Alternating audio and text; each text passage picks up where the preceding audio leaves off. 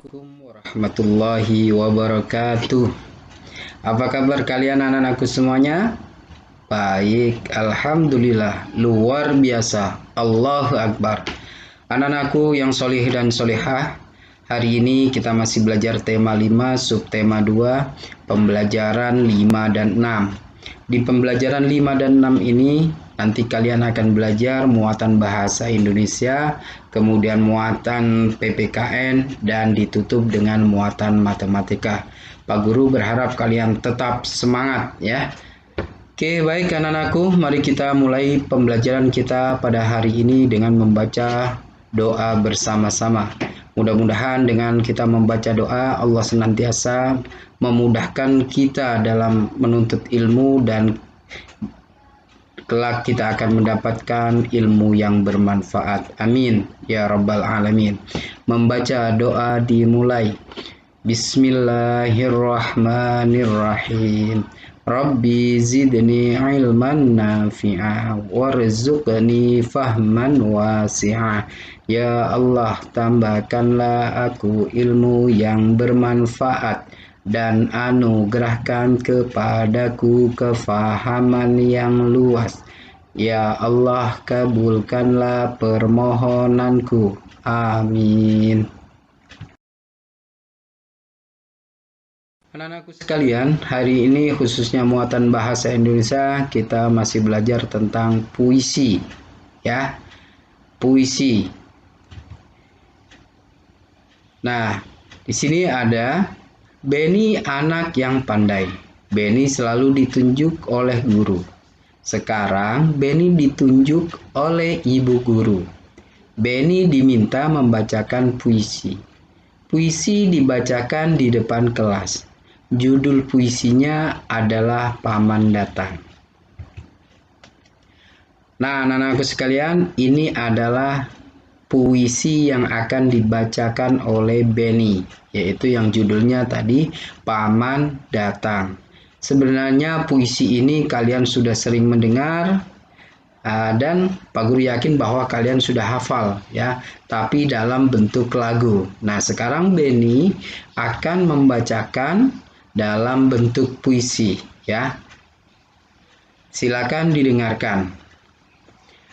Paman Datang, ciptaan A.T. Mahmud.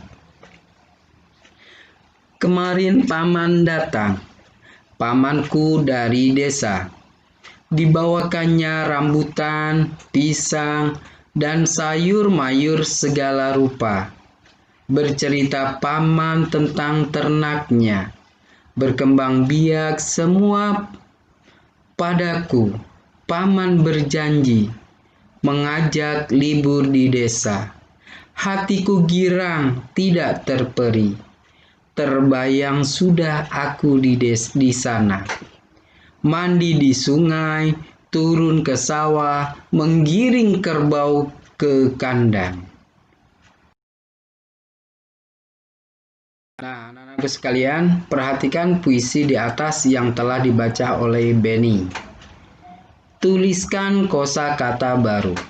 Kosakata yang kamu temukan, diskusikan bersama temanmu. Carilah arti kosakata tersebut. Nah, anak-anakku, di sini Pak Guru sudah temukan ada 4 kosakata yang ada di puisi di atas tadi. Yang pertama adalah berkembang biak. Artinya bertambah banyak.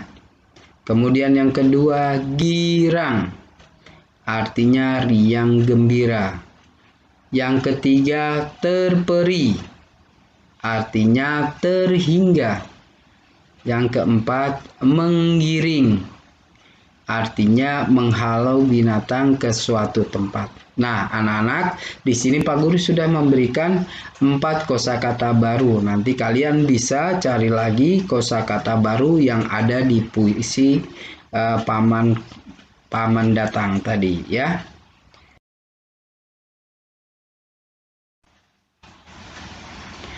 Nah, di sini kita masuk ke pembelajaran 6. Ya, di pembelajaran 6 kita juga masih belajar puisi. Perhatikan bersama-sama. Benny anak yang rajin. Benny suka membuat puisi. Kali ini Benny menulis puisi. Puisinya berjudul Nyiur Hijau. Pada jam istirahat, puisi tersebut dibaca Benny. Puisinya dibaca di depan teman-teman. Nah, kira-kira puisinya seperti apa yang akan dibaca Benny?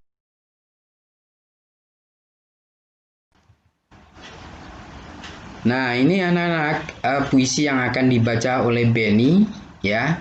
Nyiur Hijau ciptaan Ermaladi. Nih Pak Guru berikan contoh membaca puisi, kalian nanti bisa mencoba ya. Nyiur Hijau ciptaan Ermaladi. Nyiur hijau di tepi pantai, siar siur daunnya melambai. Padi mengembang, kuning merayu. Burung-burung bernyanyi gembira. Tanah airku, tumpah darahku. Tanah yang subur, kaya makmur. Tanah airku, tumpah darahku. Tanah yang indah, permai nyata.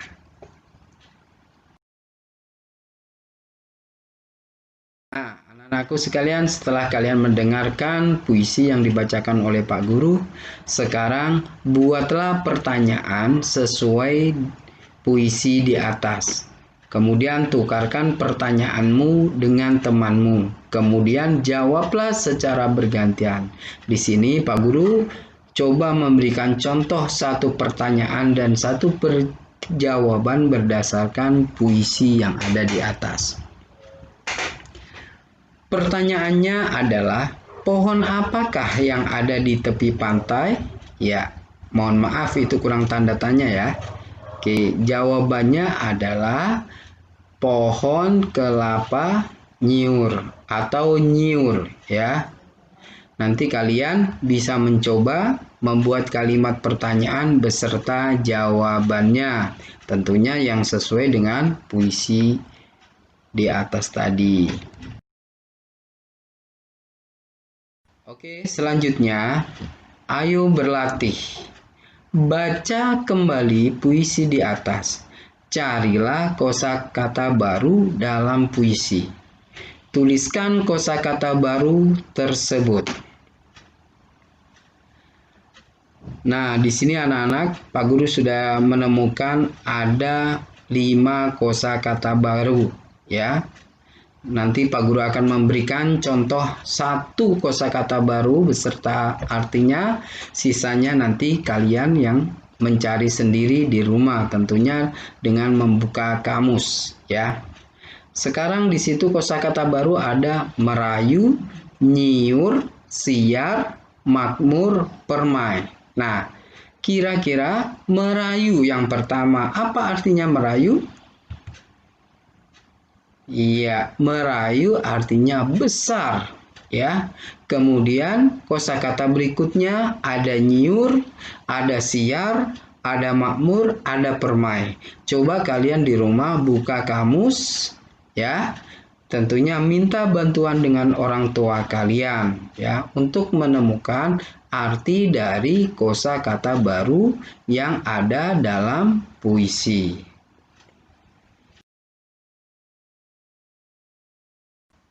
Baik anak-anakku sekalian, alhamdulillah sudah selesai untuk pembelajaran 5 dan 6 khususnya muatan bahasa Indonesia. Ya. Nanti setelah muatan bahasa Indonesia akan dilanjut dengan muatan PPKN. Pak Guru ucapkan terima kasih atas perhatiannya. Wassalamualaikum warahmatullahi wabarakatuh. Hai anak-anak, bertemu lagi dengan Bu Miftah. Sekarang kita akan belajar PPKN. Tema 5, subtema 3, pembelajaran 5 dan 6. Kalian tadi sudah belajar bahasa Indonesia dengan Bapak Sodikin tentang puisi. Sekarang waktunya menyimak penjelasan Bu Miftah PPKN kita belajar pengamalan sila keempat dan sila kelima Pancasila. Yang pertama, kita belajar pengamalan sila keempat Pancasila di sekolah. Kamu perhatikan gambar yang ada di video. Yang sebelah kiri adalah apa sayang? Ya betul, lambang negara Indonesia, yaitu Garuda Pancasila atau bisa juga disebut burung Garuda. Di sebelah kanan ada simbol sila keempat, yaitu kepala banteng. Bunyinya sudah hafal kalian ya. Jadi dipelajari dan juga diamalkan. Benny dan temannya akan belajar PPKN. Satu kelas Benny akan belajar musyawarah. Musyawarah untuk mencapai kata mufakat. Benny dan temannya perlu semangat kekeluargaan. Ternyata musyawarah untuk memilih ketua kelas. Kita lihat bagaimana prosesnya ya di kelas Benny. Nah, perhatikan gambar dengan teliti. Di situ ada Benny, ada Udin, ada Lani, ada Dayu dan teman-temannya. Sedang apa ya mereka? Kita baca teks tersebut. Pemilihan ketua kelas. Pada hari ini, kelas Benny bermusyawarah. Benny dan temannya musyawarah untuk menentukan ketua kelas. Musyawarah didampingi oleh guru kelas. Berdasarkan hasil musyawarah, didapatkan 2 orang siswa calon ketua kelas. Kedua orang siswa tersebut adalah Udin dan Edo. Selanjutnya, Benny dan temannya memilih ketua dan wakil ketua. Caranya dengan musyawarah lagi. Akhirnya yang terpilih adalah Udin. Udin sebagai ketua kelas. Edo menerima dengan legowo. Nah, di sini mereka sudah menerapkan ya pengamalan sila keempat Pancasila. Mereka musyawarah yang didampingi atau dibimbing oleh guru kelas atau wali kelas. Jadi musyawarahnya 2 tahap ya. Tahap pertama, misalnya ada 5 calon yang pantas mewakili teman-teman untuk jadi ketua kelas dan wakil. Kemudian akan diambil 2 orang dengan suara yang terbanyak. Ya. Tahap kedua, 2 orang tadi ya akan ditentukan ya siapa yang jadi ketua dan wakil ketua kelas. Setelah diadakan pemungutan suara, akhirnya terpilih Udin sebagai ketua kelas dan Edo sebagai wakil ketua kelas. Edo bisa menerima dengan legowo atau lapang dada.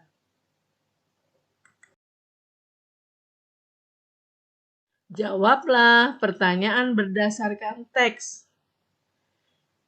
Pertama, apa yang dilakukan Benny dan temannya? Yo, mereka sedang apa nak?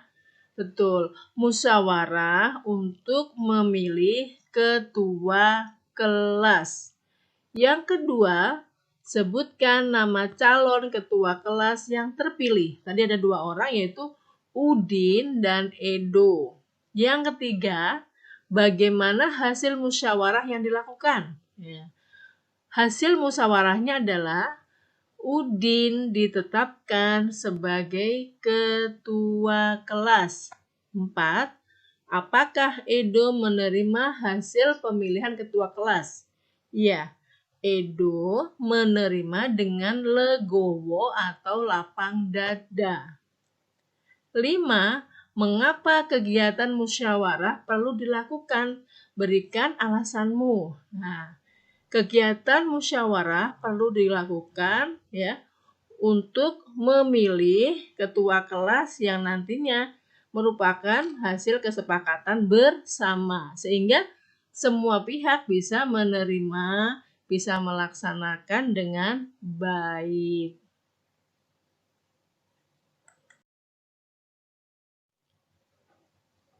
Sila keempat Pancasila juga dapat diamalkan di tempat bermain. Yang pertama, contohnya adalah tidak boleh memaksakan kehendak kepada teman. Jadi saat bermain, ya, teman mempunyai hak yang sama. Kita tidak boleh memaksakan kehendak kita kepada teman. Ya, harus ikutin kita, itu tidak boleh. Yang kedua, mendengarkan pendapat teman. Jadi apabila teman ada usul atau saran atau pendapat, kita juga harus mendengarkan. Tidak memotong pembicaraannya ya. Kemudian yang berikutnya yang ketiga, menerima hasil musyawarah saat berdiskusi. Misalnya kita akan memulai suatu permainan ya. Kita buat aturan. Nah, kita diskusikan dulu. Kemudian apabila sudah disepakati, maka semua hasilnya harus diterima oleh yang ikut terlibat. Yang keempat, menggunakan kata yang santun saat berdiskusi. Dimanapun kita berada, di tempat bermain, di sekolah, di rumah, di tempat umum, kita harus menggunakan kata-kata yang santun atau sopan. Berikutnya, kita akan belajar pengamalan sila kelima Pancasila. Perhatikan simbol sila kelima Pancasila. Ya, kita sudah sering belajar ini, yaitu padi dan kapas. Sila ini hubungannya dengan sikap adil. Adil itu apa sih, Nak? Ya, memperlakukan orang lain sesuai dengan porsinya, sesuai dengan kedudukannya, ya, sesuai dengan haknya. Adil harus dilakukan terhadap semua orang. Contoh sikap adil adalah yang pertama, hormat kepada anggota keluarga. Kita wajib hormat kepada orang yang lebih tua di rumah kita atau di sekitar kita, ya. Kepada orang tua, kepada kakek nenek, kepada saudara yang lain, kita harus hormat. Kepada yang lebih muda, kita harus sayang, harus saling mengasihi. Yang kedua, senang dengan buatan teman. Apabila ada teman yang memberikan sesuatu benda, suatu karya, ya, atau hadiah, ya, buat kita, ya, kita ucapkan terima kasih dan dipuji temannya itu biar senang, ya, sebagai bentuk penghargaan pada orang yang telah memberikan sesuatu kepada kita. Yang ketiga, baik kepada semua teman sekelas, ya, berlaku baik terhadap semuanya tanpa pilih-pilih. Itu artinya kita sudah bersikap adil. Yang keempat, ingin selalu maju bersama teman dan adil kepada semua teman. Kita di sekolah tujuannya adalah belajar. Belajar adalah untuk maju bersama, bukan untuk kepentingan sendiri. 5. Saling menolong kepada semua orang tanpa pilih-pilih. Semua apabila perlu bantuan kita bantu semampu kita. Sekarang, pengamalan sila kelima Pancasila di tempat bermain. Contohnya, yang pertama, semua orang mempunyai hak yang sama di tempat bermain. Jadi, ada arena permainan, maka semua anak berhak untuk menggunakannya, ya. Yang kedua, bersikap adil atau tidak pilih-pilih teman. Semua adalah teman, semua adalah sahabat diajak bermain bersama. Yang ketiga, mematuhi aturan bermain demi kepentingan bersama. Sudah ada aturannya, sudah dibuat, maka harus dipatuhi. Hal ini ya akan menciptakan kerukunan ya, sehingga semuanya nyaman untuk bermain. Terima kasih anak-anak, alhamdulillah. Untuk pembelajaran PPKN sudah selesai, semoga kalian paham ya.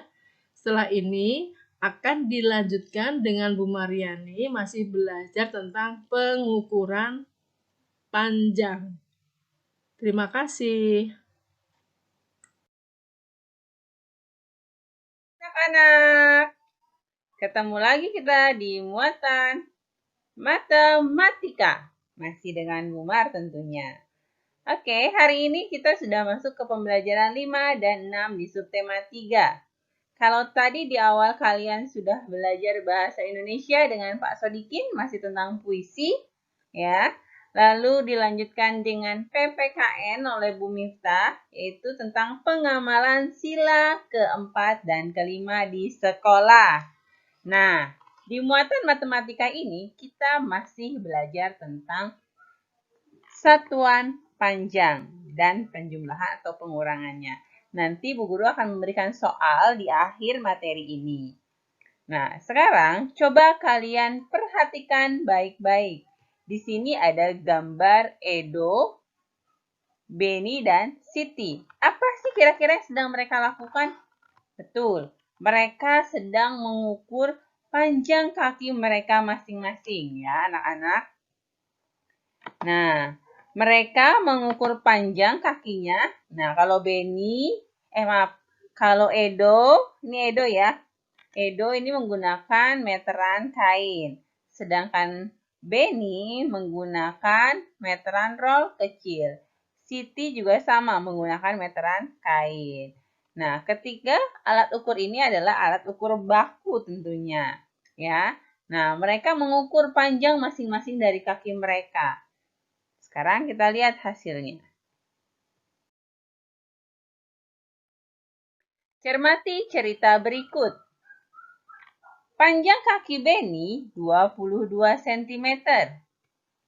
Panjang kaki Edo 24 cm. Panjang kaki Siti 20 cm. Nah, tadi setelah diukur masing-masing kakinya Beni panjangnya 22 cm. Sedangkan Edo 24 cm dan Siti 20 cm. Kaki Edo lebih panjang dari kaki Beni ya. Kaki Edo lebih panjang daripada kaki Beni. Bedanya 2 cm ya anak-anak. Kaki Beni lebih panjang dari kaki Siti. Kakinya Beni lebih panjang dari kaki Siti. Nah, urutan panjang kaki dari yang terpanjang ke terpendek adalah Edo, karena Edo yang paling panjang 24 cm, lalu Beni 22 cm, dan yang terakhir adalah Siti 20 cm. Itu kalau dari yang terpanjang ke terpendek. Kalau sebaliknya berarti Siti, Beni baru Edo ya anak-anak.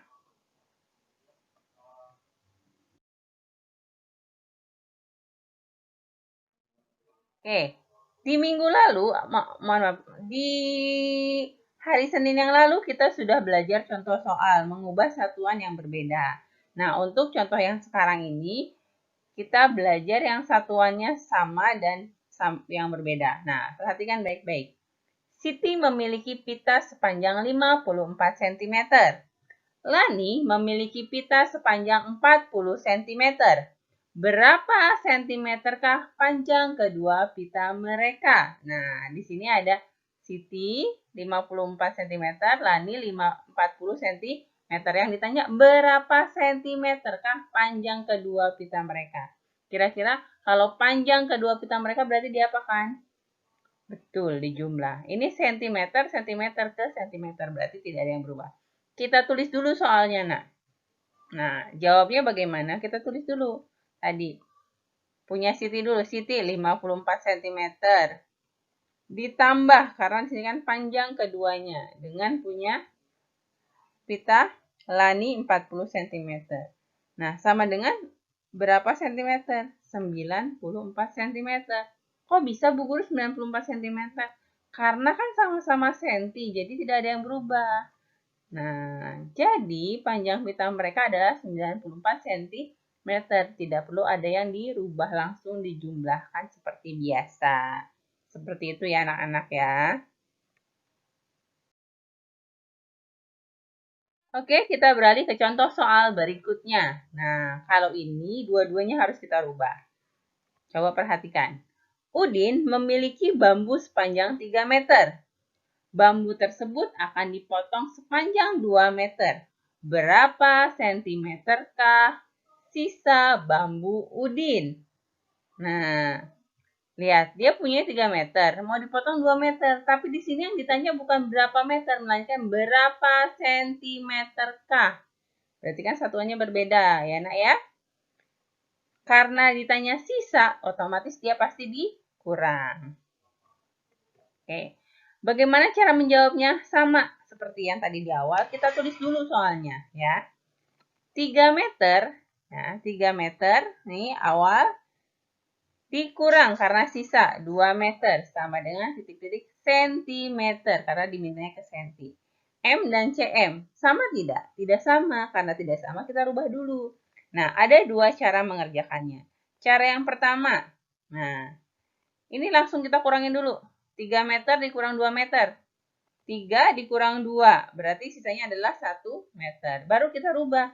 1 meter sama dengan berapa senti? Nah, masih ingat kan? 1 meter itu sama dengan 100 cm. Oke. Atau kalian juga bisa menjabarkannya terlebih dahulu. Mengubahnya terlebih dahulu. Contoh, tadi 3 meter ya. 3 meter sama dengan berapa senti? Kita cari dulu. Nih, 3 meter ini sama dengan berapa senti? Ingat, dari meter ke senti berarti dikali ya anak-anak. Berarti 3 dikali 100 sama dengan berapa sentimeter? Ingat, nolnya kita simpan, 3 dikali 1. Nah, 3 kan? Tinggal tambahkan 0, 2. Berarti 300. Oke? Nah, sekarang yang kita rubah lagi adalah yang 2 meternya. Oke? Nah, 2 meter sama dengan berapa senti? Caranya sama tadi. 2 dikali 100. Nah, 2 dikali 100 itu sama dengan berapa? Otomatis 200 ya. Nah, jadi kita bisa tulis ulang soalnya. Bukan 3 meter dikurang 2 meter lagi, melainkan 300 cm.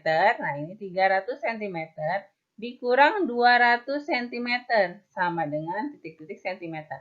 300 dikurang 200, 3 dikurang 2 sama dengan 100 cm ya. Nah, jadi sisa bambu Udin adalah 100 cm.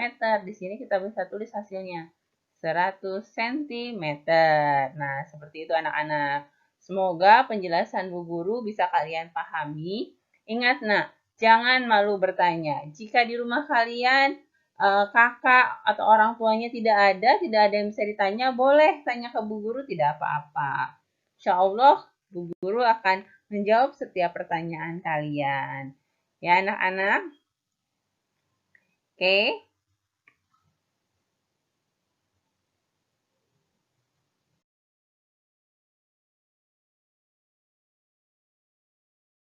Nah, ini adalah soal yang harus kalian kerjakan. Ada 4 buah soal yang harus kalian kerjakan ya anak-anak. Perhatikan soal yang pertama. 45 cm ditambah 25 cm sama dengan berapa cm? Ini satuannya sama semua, berarti kalian tinggal menjumlahkan. Yang nomor 2 juga sama. Hanya bedanya ini meter semua. Ini juga sama, tinggal menjumlahkan. Nah, untuk yang nomor 3, perhatikan baik-baik. 400 cm dikurang 2 meter sama dengan berapa meter? Yang diminta meter. Otomatis kalian harus merubah dulu 400 cm-nya ke meter. Baru setelah itu dikurangkan ya anak-anak. Nomor 4 juga sama. Nah, di sini ada 250 cm dikurang 1 meter sama dengan berapa senti? Yang diminta adalah senti. Otomatis yang meter harus kalian rubah dulu ke senti. Seperti itu ya anak-anak. Semangat terus mengerjakan tugasnya. Jangan bosan. Karena setiap hal yang kalian kerjakan akan mendapatkan balasan pahala dari Allah Subhanahu wa Ta'ala. Ingat anak-anak, semangat selalu untuk beribadah, belajar, dan menerapkan 3M. Ya. Alhamdulillah pembelajaran kita hari ini sudah selesai. Jangan lupa jikalau tadi kalian sudah membukanya dengan doa, Maka kita akhiri juga dengan doa ya. Doa sudah belajar. Allahumma arinal haqqo haqqo warzuqna tiba'ahu wa arinal batila batilan warzuqna tinaba. Amin. Alhamdulillah pembelajaran kita sudah selesai. Sampai berjumpa lagi di subtema berikutnya. Wassalamualaikum warahmatullahi wabarakatuh.